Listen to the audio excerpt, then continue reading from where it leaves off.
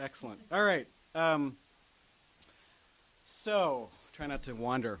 So what I want to talk about with us during this session is about nurturing more vibrant congregations and some of the research I've been doing, particularly while I was at Luther Seminary, that has been around this whole question. What makes a congregation vibrant? How do you increase vibrancy? How do you help people have a sense of commitment to their congregation? And I want to get into all that, but before I do, I want to start with some questions.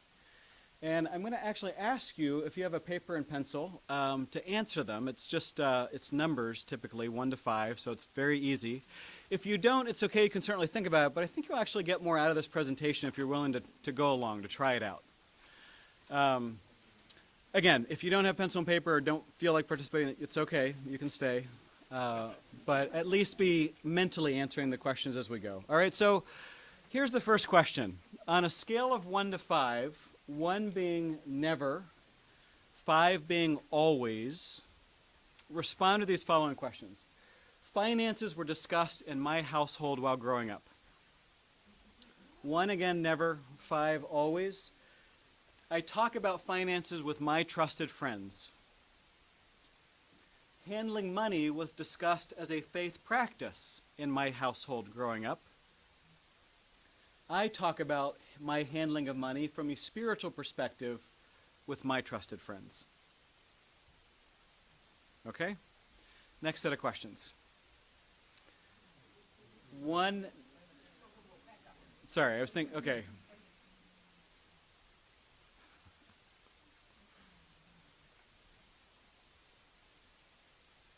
All right, well, go ahead. This time, you don't even have to read. I'll read aloud, and then you answer. And we'll stay together. All right? Again, 1 never, 5 very often. Don't ask me why we didn't make it always, but we made it very often. All right, 1, the Bible was read aloud in my household. 1 to 5. I saw my parents, guardians, significant adult in my life read the Bible while I was growing up.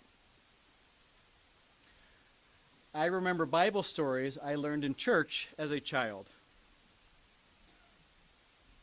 I read the Bible as a child, ages 6 to 12. I remember learning about the Bible in church as a teenager. I read the Bible as a teenager, 1 to never, 5 to very often. 1 more. 1 now is strongly disagree. Scale of 1 to 5, 5 strongly agree. For the most part, the sermons I hear in church help me connect the biblical story with my life story. Second question, outside of sermons, my church helped me connect the biblical story with my life story. 1 to 5. All right, so all that we're going to talk about right now comes out of this, it was initially 3, we extended to 5-year study project called the Vibrant Congregations Project, or short VCP. And I want to just give a quick overview. The VCP at 40,000 feet. Just a couple things went on. 1, this is a Lilly-sponsored project to study congregational vibrancy. There were 4 different subject areas, 4 areas of congregational life we investigated. Vocation, our sense of calling, living our faith in daily life. Biblical preaching, stewardship, and biblical fluency, or the patterns and habits of reading the Bible in church and in home. Each congregation that participated in one of those. Nobody was doing all of them, and we were working on one of them at a time, though in parallel tracks. We had 38 congregations from 6 different Christian traditions from all over the U.S. and Canada. Small, large, urban, rural, suburban, different traditions across the board.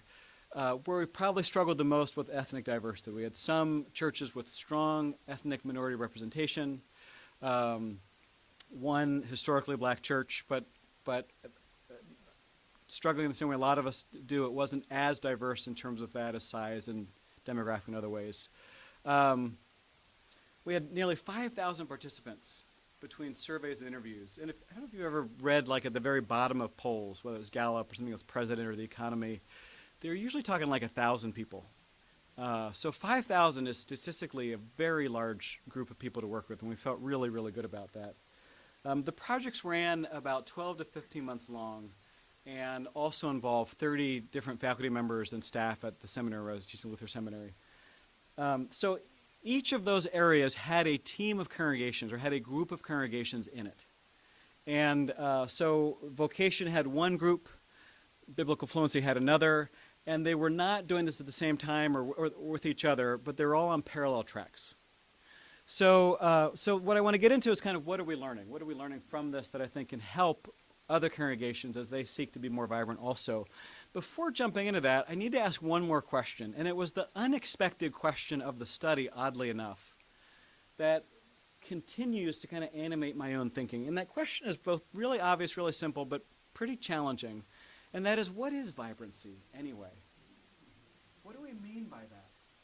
And I think a lot of us have kind of unconscious ideas about just what that is, but they're not always the same, and that's maybe what surprises us, that people think about vibrancy in some ways very differently.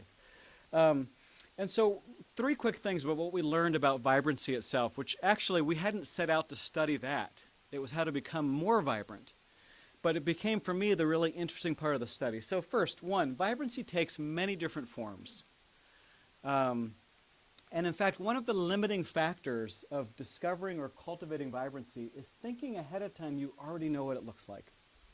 And that played out in the study in a really unexpected way. When we set up the study, I wrote the grant proposal for this, and what I've been basing it on was some reading I've been doing in the field of medical research, particularly around this term and phenomena that I just stumbled across called the positive anomaly. And what that means is that when researchers are doing research in the area of communal health, community health, they'll sometimes look for what they call the positive anomaly. And what they mean by that is in a challenged area, one of the studies I read, for instance, was on nutrition in sub-Saharan villages. A lot of malnutrition. And yet every once in a while you would stumble across a family that was doing phenomenally well. They're the positive anomaly. They're different than everyone else in a really profound, healthful way. So the researchers then focus on that family. What are you doing that is different that other people could do also? So that was the idea. And so what we did was we sent out descriptions at different times of the study, of the vocation study, of the stewardship study, and then we sought nominations. It could be self-nominations, or if you knew a congregation that you thought would enjoy that. And typically we get between 120 and 150 nominations for each of these. And our goal was to narrow it down to about 10. And based on this positive anomaly model, my idea was, let's find a congregation that is really thriving in one of these areas. So we'll just take biblical fluency as an example. As a church, the ELCA is not great at cultivating patterns of Bible study, personal Bible reading. We haven't done that well on that. In fact, in any given year of the last 20 years, guess what the percentage is of ELCA members who are in some kind of Bible study. It could be a men's group, a women's group, a weekly study at church. It could be one Sunday school class or adult forum, breakfast study, you name it. Any organized Bible study counts. What percent? 3, 7, 5, 2, 6. No, that's not the response I want. Paul said, oh. I'm like, no. This is a guy who said 3. It was double what he was thinking. Yeah, but usually groups are like 15, 20, I say 6, and they're like, oh. But when it's someone who says 1 or 2 and I say 6, they're like, oh. I'm like, no, people, that is not something to celebrate. All right, so 6%. Some of our congregations, though, have like 40% or 50%. They're the positive anomaly. So the question becomes, what are you doing that works so well that you've got 40% of your people reading the Bible regularly, right? So that was the idea. So we're going to separate these groups of 10, 8 to 12. We're going to separate them in half. One group was going to be the thrivers, right? The ones who understand this, know it, do it really well. The other group was the folks that wanted to excel but hadn't. But they had the resource, right? There's no big internal problem. They're not, they're already employees, but they're just for whatever reason not. And they were going to be the strivers, right? This is the preacher in me. The thrivers, the strivers. Always looking for those rhymes and alliterations. So what happened was we got all these nominations back. the people who were interested then filled out applications. And as we were reading them, we realized really quickly that it wasn't nearly as easy to separate strivers from thrivers as we thought. Right? Most of our congregations were in that kind of messy middle. Wouldn't name themselves as thrivers, had done some things. And as we were trying to figure out how to do the study we had planned, because right when you hit a crisis with your plan, usually you try to figure out how to salvage your plan. One of my colleagues said, maybe part of the problem is we already think we know what thriving looks like, which was really interesting, because what he went on to say was, and if that's true, if we already know what a thriving congregation looks like, why do the study? Like you've already figured it out. I thought, well, that's kind of interesting. So we sort of chucked that division between strivers and thrivers. And the criteria we used to choose the participants was demonstrated interest and capacity. That is, the congregation could show us what they're doing already that points to the fact that they'll continue. Because we realized, look, a year of a congregation's time and focus, that's a lot to ask for. If the study's going to work, we can't have people getting tired or dropping off. So we had that demonstrated interest, and that's the way we made the choice. But that was a really interesting learning right up front, that you can really limit yourself. Right? If you already think you know what vibrancy looks like, well, then you're only going to study those congregations that conform to your expectations. So that was one. Second thing we learned is that vibrancy takes many different forms. Vibrancy looks different in different places, and for that reason is best defined by those involved. We had a really large gamut of congregations, and it would not help at all if the rural North Dakota congregation measured itself against the thriving Minneapolis suburb congregation. If their ideal of vibrancy was that, they would only fail. And in one of those congregations, that was exactly the case. This was a community that was dying and had been dying for 20 years, and it will continue to die. Most of the work, the industry had moved from that area. Most of the people moved with it to the Moorhead Fargo area, about an hour away. The schools first consolidated and were on the verge of closing. Right?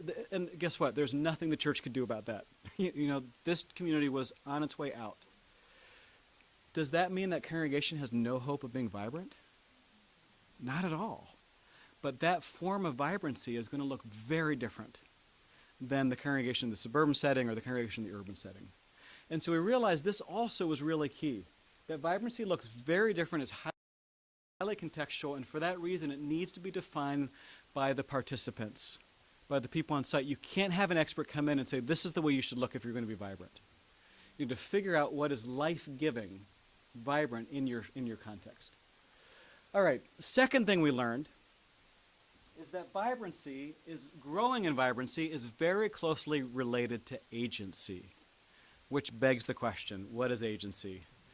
Agency in a nutshell is keeping responsibility for growth and learning with the participant. I'll unpack that a bit. This was one of the really hard lessons for me as a teacher. What I realized a couple years in, and it took that long, was that I could teach all I wanted.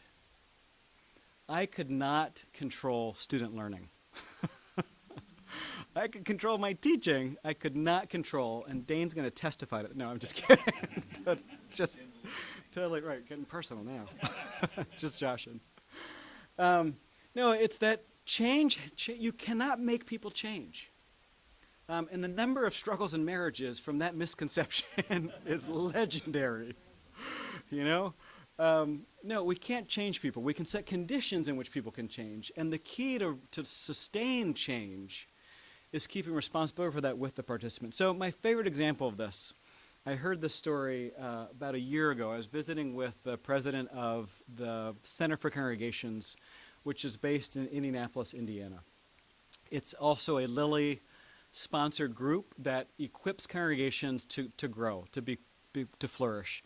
And it was started about 10 years ago with a big initial grant, and their charge was to help congregations figure out what their problems are, what resources they have, what resources they need, and to accompany them into using those resources.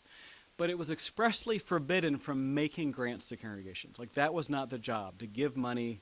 The job was to walk alongside, to equip, to help congregations take responsibility for their own growth. But the first week they were in action, the Indianapolis Star ran a headline front page of the religion section article in the Sunday paper that read, Indiana churches get $10 million.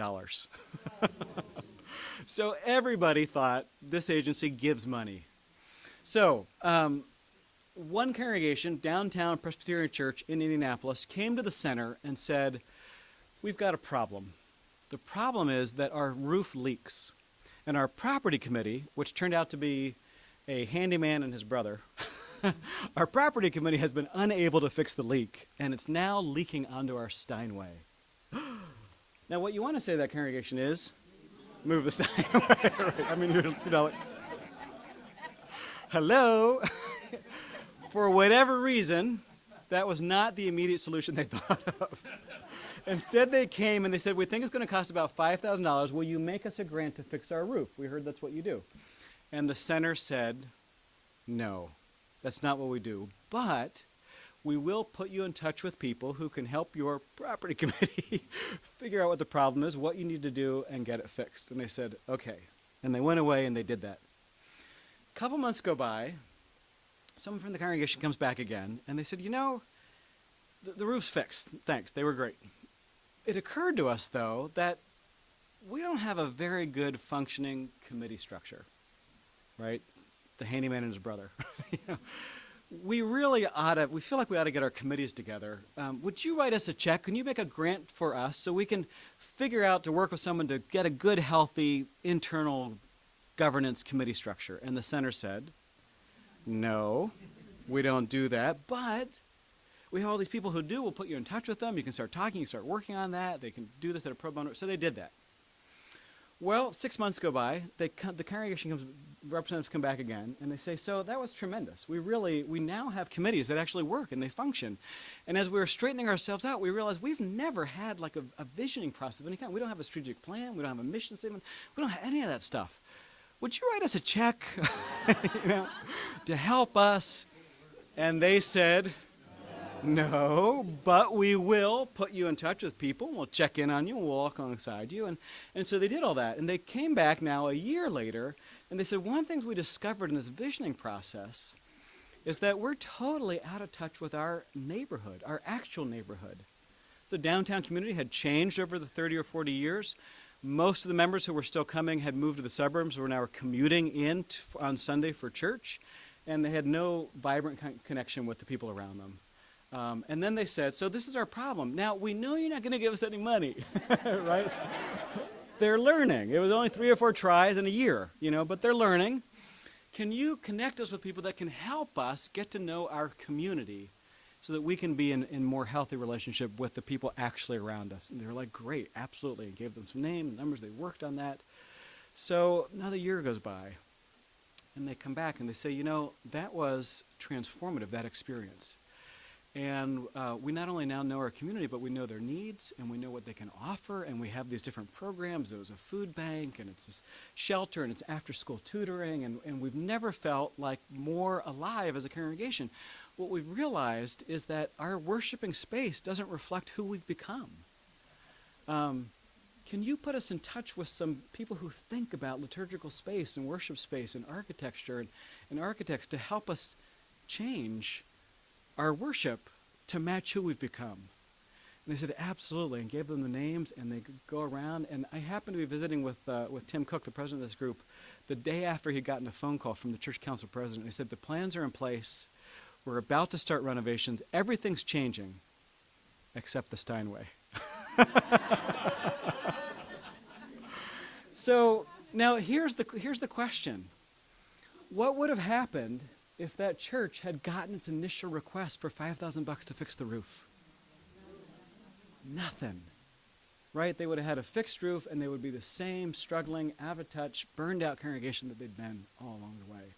What the center did was keep putting agency for change back on the congregation. We will not do this for you, but we will assist you in doing it for yourself. And what we discovered was that becomes the number one ingredient to actual growth and vibrancy. You cannot have someone come in from the outside, whether it's a consulting group or a new pastor, and change you. Doesn't mean they don't have roles to play, but those roles are equipping, accompanying, guiding, offering insights, and keeping responsibility on you, because that's the only kind of change that lasts. So this is Gandhi. Be the change you want to see in the world. All right, third thing we discovered, which I think is crucial, is that vibrancy is available anytime, anywhere, to anyone. There's not some magic formula. Every congregation that stayed with us reported their own sense of growth and development as a more vital congregation across the board. Because what we discovered was that vibrancy has a lot to do with a process.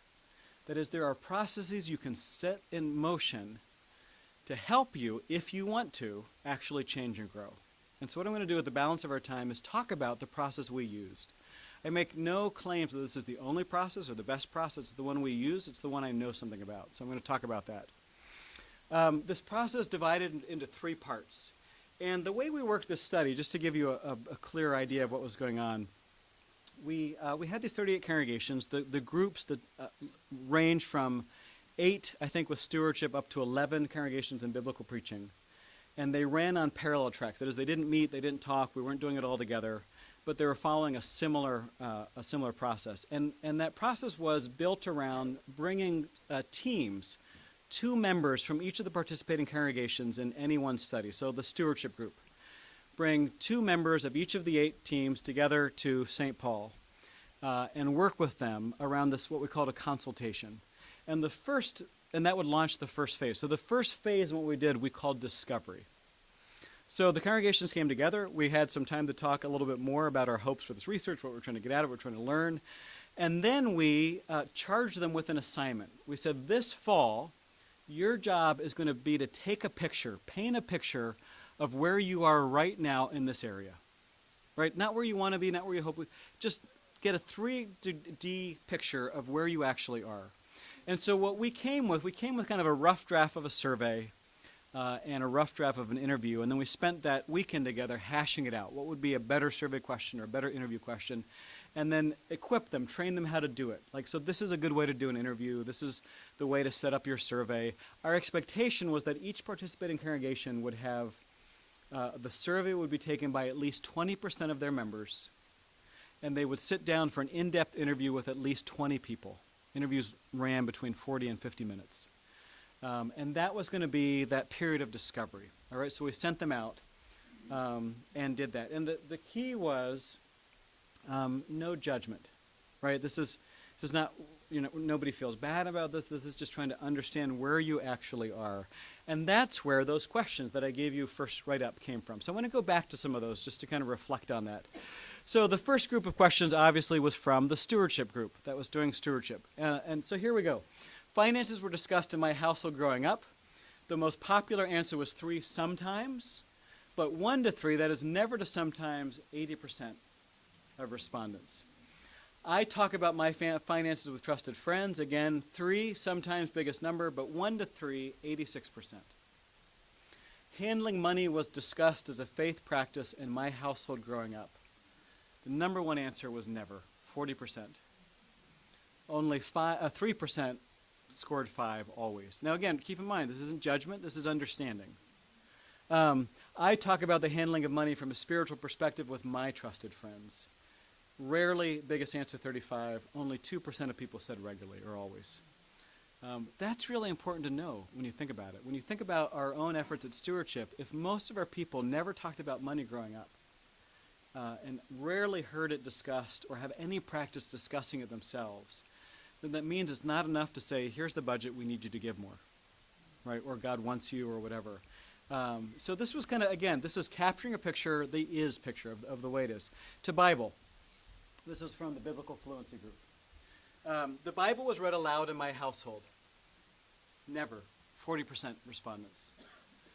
Very often 5%. I saw my parents guard a significant adult read the Bible. Again, never was the dominant one with 25%. I remember Bible stories I learned in church as a child. Very often 57%, the biggest one. I read the Bible as a child. Sometimes 25%. I remember learning about the Bible as a church as a teenager. Again, very often 48%. I read the Bible as a teenager. 23%, our largest answer, was very often, which is really interesting. And it makes me at least want to think a little bit about the way we think about youth ministry. Because our typical respondent is saying, this didn't happen when I was growing up, but it was happening as a youth. And a lot of statistics suggest that it's happening still among our youth. And so can we start thinking about our youth as assets? Maybe they have something to teach their families and their households and us if they're reading the Bible at a much greater percentage than most of us are. I don't think we approach youth ministry that way, but we need to. Okay. This one I didn't ask you, but I thought it was really interesting. Over the course of your life, please identify the sources that have been most helpful to you in gaining a deeper understanding of the Bible. And we had 6 or 8 of them, and the number one was the sermon. Now, as a teacher of preachers, I'm actually very ambivalent about that. On the one hand, I want to say, at least people are hearing about the Bible and sermon. On the other hand, it makes me nervous that this is the one place, because the sermon is 12 to 15 minutes of your time weekly, or at least when you come, and that's clearly not enough, right? Okay, another one. This is the one I mentioned earlier. For the most part, the sermons I hear in church help me connect the biblical story with my life story. Strongly agree 39%, 4 and 5 agree to strongly agree 73%, which was, I worked most closely with the group that was doing preaching. And so here's the way it worked. We'd get all the survey results, we'd get all the interviews back, we would read them and we'd collate them, and each congregation would get a report that was tailored to their congregation, like their survey results, and then also the aggregate. And we would also kind of look at their reports and offer some comments what we see. That was going to happen, I don't remember the exact date, but it was let's say it's November 9th. November 9th was the day that we at Luther Seminary were sending out the results to the 11 congregations, which meant 11 preachers. We're going to get those results. And on the 8th, all these emails started going around, is anyone as nervous as I am? What am I going to do if they hate my preaching? And can we just pray together? So we did, which was one of the things that became really, one of the things I learned actually was change happens best in groups. You need support to do change. So that was a huge sigh of relief to most of our preachers. Outside of sermons, my church helps me connect the biblical story with my life story. Not nearly as much. 60% between 1 and 3. Right, this is that ambivalence again. It's happening in sermons. We can feel good about our preachers, but it feels like it's mostly and sometimes only happening in sermons, and it's not enough in the world we're in. So one more question I didn't ask you, but I thought was really striking. What do you most look for from the preaching in your congregation? And the overwhelming, most popular answer was connecting the biblical story, to your daily life. Which was really interesting because, and this part was more anecdotal, this next part. I didn't do a survey question on this, but as I was listening, visiting the congregations that were involved, what struck me was that the dominant number of examples of connecting faith to the world fell in 2 categories. One was the category of congregational life. That is, by and large, as preachers, we're very good at taking the biblical passage we're working with or the theme we're working with and saying, do you see how this connects to our ministry with homeless people or the gift we've made to the malaria campaign or the church council is about to do this and it connects? We're very good at that.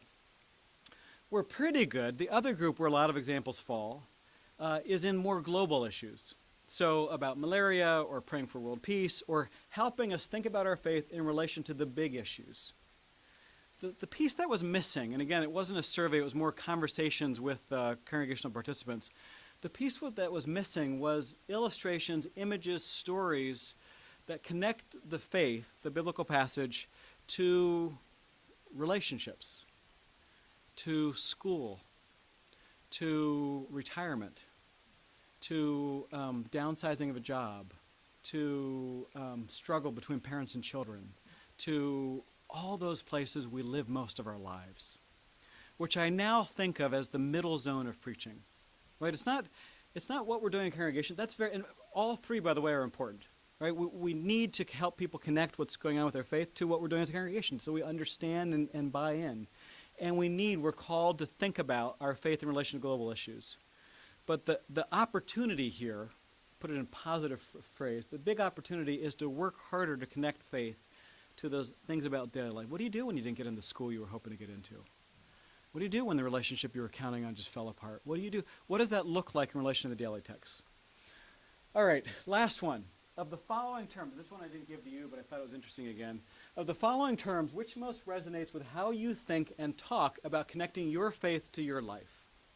This is what we this was out of the vocation group, right? Connecting faith and daily life. We had 7 terms people chose from. Dead last was vocation. And we're like, okay, it's a theological term, doesn't connect with people, I get that. Second to last was calling. That stunned me. Because calling's not just you hear all kinds of people talk about calling or feel called or what they do as doctors, nurses, teachers, all kinds. But the way we framed it in the group we were working with, it did not resonate. What did resonate, the most popular terms, if it were to be more aspirational, that is, what would you like to see happen when you successfully connect your faith in your daily life? What people talked about was, I would like to experience a greater sense of meaning and purpose. I would like my faith to help me understand more deeply what I'm about, what I'm doing, and feel better about the life we live, which helps to explain the success of Rick Warren's book. Whatever you think about his theology, you put his finger on the pulse of a nation, maybe a species. Okay, so that was that first big phase of discovery. And when all the results were out, we brought everyone together again, all these different teams together for each of those areas, stewardship, Bible study, preaching, vocation. We brought them together and we hashed it out. What did you learn? What did you discover? What are we learning about each other? And then we turned to the second phase, which was experimentation. So then we started, after we kind of went through the results, then we started daydreaming about what experiments would you like. And the number one hallmark, remember when I said the new criteria was demonstrated interest? The thing we were really looking for, in addition to they would have the wherewithal to stay with us, what we really wanted to see was people who were willing to innovate, who were willing to experiment, willing to try something different. Right? This is the group who was willing to do stuff they were never taught in seminary. And we're like, you don't have to tell your professors. You just have to be willing to do it differently, even worship. So we gathered together, start brainstorming. What would you like to try different? And after we've been doing that for a while, we did it. We said, for the whole spring, we want you to color outside the lines. We want you to just try some things out that are different than you've done before. To flesh that out, I'll give you one example. One experiment. One congregation decided to ask, because they would all brainstorm, and then they would decide they didn't all do the same ones. They decided which ones made sense for where they were. One congregation decided to ask this question, because experimenting always happens when you try to ask a question. What happens to congregational engagement with Bible and preaching when you email the next week's passage to everyone with 2 questions? All right, and the answer is a total no-brainer. Engagement skyrockets. I mean, it seems very simple, but let me kind of tell you more about the way it happened. This particular congregation decided to do a short survey of engagement with the sermon. What they meant by that was, how often in the week to come do you think back to what you heard on Sunday? If I were to ask you on Thursday what the biblical passage was, would you know? A series of questions like that. Did you talk with anyone about the sermon after you left church? And the response they got was pretty dismal. And I should note that the two pastors of this particular church were very fine preachers. Right? This was not an issue of bad performance. They're really, really good. And I didn't teach them, so this isn't, I'm not just saying that. They're really good. So it wasn't that they were inept performers. They were very good preachers, and the engagement was very low. So what they did then was, for 3 months, in every bulletin, there was a page that had the text that the passage they were going to preach on the next Sunday, so they committed ahead of time, and 2 questions just to prompt further reflection. It was in the bulletin, and then on Mondays they sent it out to everyone. And the request was simple, clear, and persistent. Please take 5 minutes. It won't take you any more. Read the passage, reflect on these 2 questions just for a couple of minutes. That's it. And then when they did the same survey 3 months later, they found it had skyrocketed, which again is no surprise, because what had happened? People had been thinking about it. People read it. They started thinking about the questions. They got interested in what the preacher was going to say. They started talking with other people. They got involved, and that story then left with them. This is like the easiest thing in the world for any one of us to do, but nobody does it. Right? So these were, just to give you a taste, these were the kinds of experiments that they were doing. when we sent them out for that period of experimentation. And then at the end of that, that lasted about 4 or 5 months. At the end of that, then we brought them all back one more time, and now it was to move into our third phase, which was assessment. And assessment was simply, okay, what did you try? What worked? What did you learn? What was particular to your context, right? Some things are going to work because it's you, the preacher, or this history of this congregation. It's not going to be that easy to take to another congregation. Other things, though, are really portable, like that little exercise. Anybody can do that. So it was a period of assessment. And what I want to share with you with the time we have left are what I thought were the 7 key findings from these last conversations of assessment. All right, first, 1, the research we did up front, the discovery, became absolutely critical. It was not something that became just interesting for us as the researchers. It actually had a very positive effect in the congregations for 2 reasons. 1, it built knowledge. That is, the congregations learned things about themselves that were valuable, right? About our financial history or our history of faith and money. That's helpful to know when you then think about how to preach or how to do stewardship. It didn't only build knowledge, though, it also built commitment. That is, people got curious about what was going on in the congregation. Hey, I took a survey, what'd you find out? Or, boy, yeah, I'll be interviewed, but where's this all going to go? And the conversations of the congregation began to find themselves centered on this work.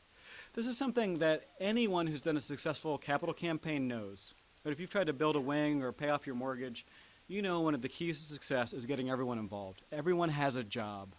Because when you give of your time and your energy, you grow in your commitment, you want to see it go well. Right? So the research was not, it became crucial. Secondly, a champion matters. That is, you need someone at the congregation to keep this in front of the whole for the whole year long, or whatever time period. You cannot do this in 3 other things that really matter. You can do one thing that really matters at a time if you're going to do it really well. If we're talking about change, I'm not talking about you're going to do a new curriculum. I mean, you can, but if you want to change, it needs to be the one thing you focus on. You need a champion. And ideally, from the 30 congregations we worked with, it was ideal when the pastor, or if it was a staff, the senior pastor was that champion. If it's not, if it's an associate or a lay leader, the senior leader in the congregation has to convey full support regularly. We may feel good about that or not that good, but that was just the kind of reality we discovered. It's not unlike when you have a social group in the congregation that meets regularly. Somehow, it doesn't seem to flourish unless the pastor shows up sometimes. Not always, but sometimes it's just like that's kind of what makes it church for some people. Again, right or wrong. So what you're conveying by a champion is this really matters. We're taking this seriously. Third, it's about the faith, and particularly making the faith useful. Now, that's not a comfortable word for everyone, because sometimes we think the faith shouldn't have to be useful. It should just be the faith. You just believe it. But we found out that it was that connecting faith to daily life that was absolutely the hallmark of success every single time. I'll give a quick example. When we were doing the stewardship part of it, right, the stewardship group got running, it wasn't long before we hit a little bit of a wall. And we realized that the congregations who had signed on all more or less thought that they were coming to learn more tips and tricks on stewardship campaigns. Like that was kind of the common, real early on, it was this, okay, we've done Pony Express, we've done Consecration Sunday, we've done, you name the list. What do you have for us? And we were like, we got nothing for you when it comes to program. Like, that's not what we're about. One group bailed, the rest stayed with us. We said, what we're about is focusing your congregational conversation around the relationship between faith and money. Like, there's a lot of ways to think about stewardship. I understand that. We were focusing on financial stewardship. That's what we have for you. And they stayed with us. But this group got started a little earlier. So they had their first meeting in the late spring, had the summer. So they were moving into the fall. And in addition to these consultations we had 3 times, we would also have monthly conference calls. And the September and October conference calls, the anxiety of these teams was getting higher and higher and higher because they were like, what program should we do this year? And we're like, no program this year. Like, you're not, we're having these Bible studies and conversations and people talking about faith and money. We were not talking about what you should give or need to give to the church. And the anxiety just kept ratcheting it up until the last call, which was like 2 weeks before their stewardship Sunday. It was like, whatever the level is right below sheer panic, That's where we were, okay? So the next conference call, we thought we should probably move this up a little. So we had it like 3 or 4 days, or no, I think it was about a week and a half after they'd all gone through their Stewardship Sunday. The convener starts by saying, so how'd it go? Silence for like a minute or two, sheer silence. And then one person says kind of sheepishly, kind of surprised, but this has been our best stewardship season ever. And then someone else said, really? Us too. Us too. That's the same thing going on with us. Right? It was this huge kind of awakening for that group and really for all of us. That the key to people giving is that it matters to them. That they can see the tangible difference that their participation in church makes in their life, whether it's raising their kids or managing their money, or they get it. And when they get that sense, then they want to support it. They want it to make a difference. So that's what I mean. It's about faith, not about strategies, and it's about making faith useful, connecting it to daily life. We also learned that experimenting is a lot harder than it sounds. I hit this one really strong about 3/4 of the way through the year because, so we had that experimenting phase about 5 months long, and during that phase is when we sent out teams of faculty and staff from Luther Seminary to these congregations. And because I was doing biblical preaching, I was visiting 5 or 6 of these congregations. And I was like on my way to my last congregation, and I was bringing a fair amount of frustration with me because up to this point, I felt like most of the experiments we've been doing were kind of lame. They were very safe, right? Like, I love that experiment, but it's not like you're taking big chances with a little, think about these 2 questions. And I was kind of getting frustrated, because remember, one of the hallmarks to get in this study was to self-identify as an experimenter, as an innovator, as people with a high tolerance for risk. And I was like, so what is going on? Why is this so hard? So I'm with this congregation, a small Episcopal congregation about an hour outside of San Diego. And we would meet with the leaders, with the team, and with some members of the congregation, and we were having a conversation about this year, what had been happening there. And in the middle of the conversation, one of the participants nudges a woman beside her and says, tell them about the time when you talked in church. As it turned out, about 2 months earlier, their community had been caught in some of the Southern California wildfires, and this woman's home had burned pretty much to the ground. 2 weeks earlier, 2 weeks prior to my visit, the rector had asked her that morning to stand up and talk, to share a little bit about how she was doing. This is a small, tight-knit congregation, to share with the family what had been going on, and she did.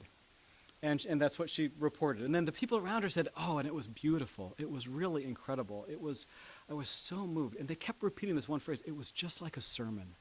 It was just like a sermon. And the rector, the priest, said, no kidding, I was wondering what I was going to say after that because it was so darn powerful. What's my sermon going to be like? So we talked about that, and then we moved on. We talked about a couple more things, and right near our time was up, I circled back to that, and I said, because we've been talking about experimenting, and they knew they hadn't gone that far, that bold. And I said, would it have been all right on that Sunday if that had been the sermon? Her testimony had been the sermon. Across the board, the whole group said no. And I said, how come? They said, because it's not a sermon. I said, yeah, but you kept saying it was just like a sermon. They said, yeah, but it's not a sermon. She's not a priest. It wasn't a sermon. The only one who was totally fine was, of course, the priest. She's like, yeah, that would have been cool, And so I started, that's when it hit me that what makes experimenting hard is most of us carry around unconscious expectations of the way things ought to be. So our people have a very clear idea of what a sermon is. And whether we know it or not, we're often pretty limited, feel pressure to conform to that unstated expectation. There's a way in which what this congregation was saying was we'd rather have a bad version of something we recognize, a sermon, than an exciting, interesting version of something we don't know what to do with. Now, that wasn't the case here. Their priest, she is a very fine preacher. But that's how powerful those expectations can be. And that was really helpful for me because if we don't anticipate it, we're going to get stymied by it. What we also learned to go along with that, though, is that you can change those expectations. You can shift those expectations by changing the venue, by mixing things up. So one congregation, this was happened to be one of the Metro Twin Cities congregations, had a lot of things going on Wednesday. It's not entirely true. It's losing steam, but by and large, still the Midwest has the sense of Wednesday as a church night.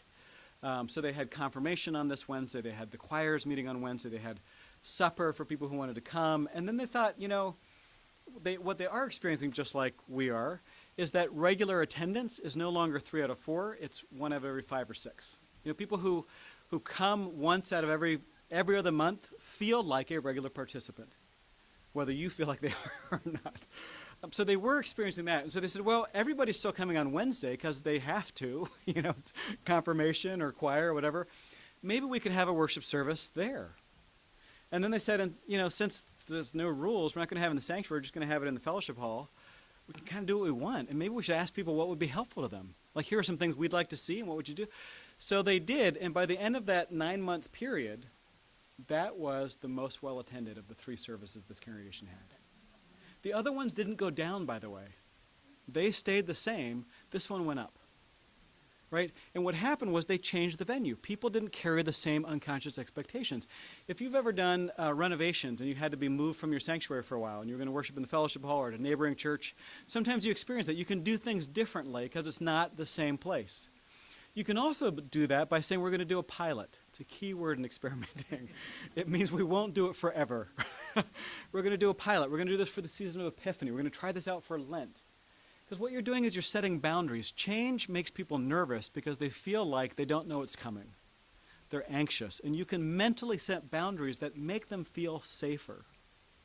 Ron Heifetz, the change leadership guru out of Harvard, once said, and I think it's so true, people don't fear change. They fear loss.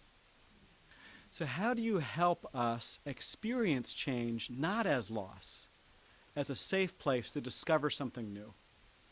All right. Even a small change, we discovered, can have a big effect. A lot of the churches at the end of this said, we didn't do as much, or we didn't go as far as we would like, or we were like, you were awesome. We were in this together. We're learning a lot. The interesting thing was, about a year later, after we'd met for the last time, and there was no formal follow-up, but a year later, in the group I was in, the preaching one, someone sent an email saying, what's going on with you? I'm just curious, a year later. And it set off this kind of firestorm of emails where people started thinking back and talking about little changes that they didn't think much of that had grown, that had permeated, the ripples that kept spreading. And so now, a year later, they were able to reflect, like, this changed, this changed, this changed, which they never would have gotten to if they'd said, okay, clearly we didn't change enough in a year. They let it go. And over time, even some of the small things you do matters. Finally, again, change happens when participants want it. Now, I should add, I don't know why I didn't put that in there, but this idea of having companions really matters. Having other people work at it with you to break down the sometimes competitive relationship we have with communities of faith in the neighborhood, where we kind of compare, what's your worship attendance, how are you doing, we're not doing, and instead seeing each other as allies and colleagues. I screwed up this way, but here's what I learned. Thanks, I screwed up this. Don't worry, I screwed up even worse. Like those kinds of conversations become priceless. And then finally, right, change happens back to where we started when participants want it, which really makes us rethink the role of leader. Leaders don't make change. Actually, that's not true. They can. It does not last. Leaders can set the conditions in which participants can change if they want to. You can accompany, you can guide, you can cheer, you can absolve. But finally, for change to happen, people need to want it. All right. Someone asked earlier, we don't have time, I know we need to move to supper or the next forum. Asked earlier if these are published. They're not yet. We're working on it. We're trying to figure out how best to get it out, whether a series of videos or some curriculum or putting the surveys we did online, and we're working on that now. And hopefully over the next 6 months to a year, that work will be finished and we'll make it more widely available. So, go in peace, serve the Lord. All right, amen. Thanks.